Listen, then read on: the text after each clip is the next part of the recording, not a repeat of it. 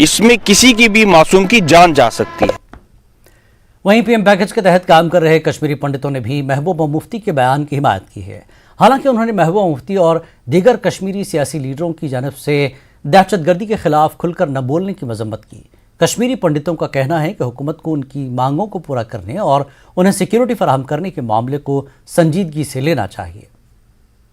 PDP chief Mehbooba Mufti ने आज फिर एक बार केंद्र सरकार और JNK यूटी एडमिनिस्ट्रेशन पर निशाना साधा है और जिस तरह से 56 कश्मीरी पंडित एम्प्लॉयज को लिस्ट के जरिए एक लिस्ट उनकी तैयार करके TRF ने सोशल मीडिया पे उसको अपलोड करके ये जताने की कोशिश की है और उनको वार्न करने की कोशिश की है। उस पर महबूबा मुफ्ती ने सेंट्रल गवर्नमेंट पे हमला बोला, JNK यूटी पे हमला, एडमिनिस्ट्रेशन पे हमला बोला और ये कहा कि ये पता होना चाहिए कि ये जांच का विषय है कि क्यों ये लिस्ट, किसने ये लीक किया है, कौन इसके लिए रिस्पॉन्सिबल है। लेकिन उन्होंने आतंकवादियों को, जब उनसे पूछा गया कि जो आतंकवादी जिन्होंने ये अपलोड किया है उनके बारे में उन्होंने कुछ नहीं कहा और वो इस पर खामोश रही है। मेरे साथ जो ये कश्मीरी पंडित एम्प्लॉयज हैं, पीएम पैकेज एम्प्लॉयज, ये लगातार 209 दिनों से लगातार यहाँ पे प्रोटेस्ट कर रहे हैं जम्मू में।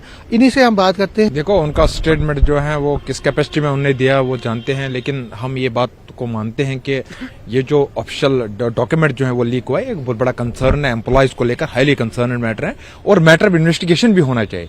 क्योंकि पीएम पैकेज एम्प्लॉयज को जिस तरह इस थर्ड लेटर में टैग किया गया है और लगातार उनके डिटेल्स डाटा की बात की गई है, तो हम मानते हैं कि ये हम सब के लिए जो है कंसर्न है और पीएम पैकेज एम्प्लॉय जो ऑलरेडी डर रहे हैं और भी डर के माहौल में वो ज्यादा चला गया है और कोई ना कोई इसके साथ जुड़े हैं। देखो, अगर हम देखेंगे ना, लगातार prime minister sir employment package की बात की जाती है, ये जो वार्निंग नोटिस आते हैं या थर्ड लेटर्स आते हैं इसमें बात की जाती है, इसमें लगातार पीएम पैकेज, इस बार जो इस थर्ड लेटर में पीएम पैकेज स्कीम को डिस्कस किया गया है, इसका मतलब है ना कोई फॉलो करते हैं प्राइम मिनिस्टर एम्प्लॉयमेंट पैकेज को। और खासकर उसमें प्राइम मिनिस्टर एम्प्लॉयमेंट पैकेज में तो एक ही सेक्शन नहीं लगा है, बहुत से सेक्शन लगे हैं इसमें। कोई भी ऐसी ताकत जो नेशनलिस्ट फोर्स को खत्म करने पे तुली है और पॉलिटिकल पार्टीज एक नेशन के अंडर उसे लीड करती है, लोगों को लीड करती है, तो डेफिनेटली ओपन स्टेज पे उन्हें कंडेम करना चाहिए। इसे, इसमें कोई दूसरी राय ही नहीं है। तो आज तो जो है टेररिस्ट ऑर्गेनाइजेशंस जो है थ्रेट कर रही है हिंदूज को, टेररिस्ट ऑर्गेनाइजेशंस मार रही है हिंदूज को। तो आज जो कश्मीर बेस्ड पॉलिटिकल पार्टीज है या कश्मीर बेस्ड ट्रेड बॉडीज है, कश्मीर बेस्ड सिविल सोसाइटी है, उनको सामने आना चाहिए, उनको कंडेम करना चाहिए इन ऑर्गेनाइजेशंस को। तो मुझे लगता है महबूबा जी को अपने जो शब्दों में है दोनों बातें करनी चाहिए, इन टेररिस्ट ऑर्गेनाइजेशंस को कंडेम भी करे और साथ में सेंट्रल गवर्नमेंट को भी जो है उनको भी बताए कि जो ये एम्प्लॉइज का जो डेटा है, उनकी प्लेस ऑफ पोस्टिंग, उनके नाम, ये कैसे लीक हुआ।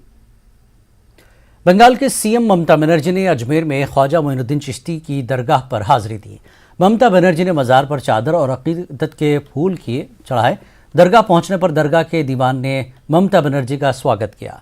ममता बनर्जी की ज़ियारत के दौरान दरगाह को आम ज़ायरीन के लिए बंद कर दिया गया था। इस मौके पर सिक्योरिटी के सख्त इंतजाम किए गए थे।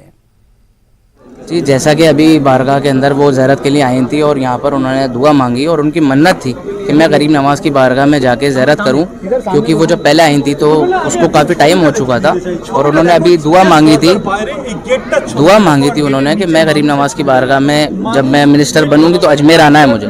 तो अभी उनको वक्त मिला तो वो अजमेर आई और यहाँ पर दुआ मांगी और उन्होंने कहा कि मैं बाबा मैं बहुत खुश होती हूँ आकर और मैं चाहती हूँ कि अजमेर बार बार आऊँ। उन्होंने मैसेज यही दिया कि सबका भला सबकी। खबर दिन भर में फिलहाल इतना ही। नमस्कार।